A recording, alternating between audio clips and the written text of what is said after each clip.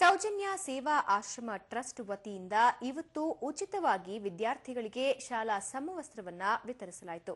ಬೆಂಗಳೂರು ಗ್ರಾಮಾಂತರ ಜಿಲ್ಲೆಯ ಆನೇಕಲ್ ತಾಲೂಕಿನ ದ್ಯಾವಸಂದ್ರ ಹಾಗೂ ಎನ್ ಗೊಲ್ಲಹಳ್ಳಿ ಗ್ರಾಮದ ಸರ್ಕಾರಿ ಶಾಲೆಗೆ ಸೌಜನ್ಯ ಸೇವಾ ಆಶ್ರಮ ಟ್ರಸ್ಟ್ನವರು ಡೆಸ್ಕ್, ಶಾಲಾ ಸಮವಸ್ತ್ರ ಸೇರಿದಂತೆ ಪಠ್ಯ ಪುಸ್ತಕಗಳನ್ನು ಉಚಿತವಾಗಿ ವಿತರಿಸಿದರು.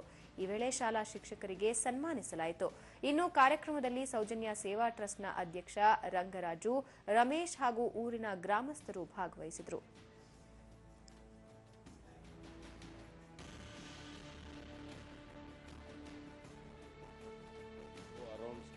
ಸ್ಕೂಲ್ಗಳೆಲ್ಲ ನೋಡಿಕೊಂಡು ಒಂದಷ್ಟು ಶಾಲೆಗಳನ್ನ ನೋಡ್ಕೊಂಡು ಬರ್ತಾರೆ, ಫೋಟೋಸು ತೊಗೊಂಬರ್ತಾರೆ. ಆಮೇಲೆ ನಾವೆಲ್ಲ ಕೂತ್ಕೊಂಡು ಡಿಸ್ಕಸ್ ಮಾಡ್ತೀವಿ, ಈ ವರ್ಷ ಯಾವ ಶಾಲೆಗೆ ನಿಜವಾಗ್ಲೂ ಅವಶ್ಯಕತೆ ಇದೆ ಅಂತೇಳಿ. ಆಮೇಲೆ ನಾವು ಆ ಶಾಲೆಗೆ ಹೋಗಿ ಅಲ್ಲಿ ಫೋಟೋಗಳು ತೊಗೊಂಡು ಅಲ್ಲಿರೋ ಮಕ್ಕಳ ಸಂಖ್ಯೆ ತೊಗೊಂಡು ಅವರ ಅವಶ್ಯಕತೆಗಳನ್ನ ಅವರ ಜೊತೆಗೆ ಮಾತಾಡಿಕೊಂಡು ಆಮೇಲೆ ನಾವು ಅದಕ್ಕೆ ಹಣಗಳನ್ನು ಕ್ರೋಢೀಕರಿಸ್ಕೊಂಡು ಆಮೇಲೆ ಇಂತಹ ಒಂದು ಕಾರ್ಯಕ್ರಮವನ್ನು ಮಾಡ್ಕೊತೀವಿ.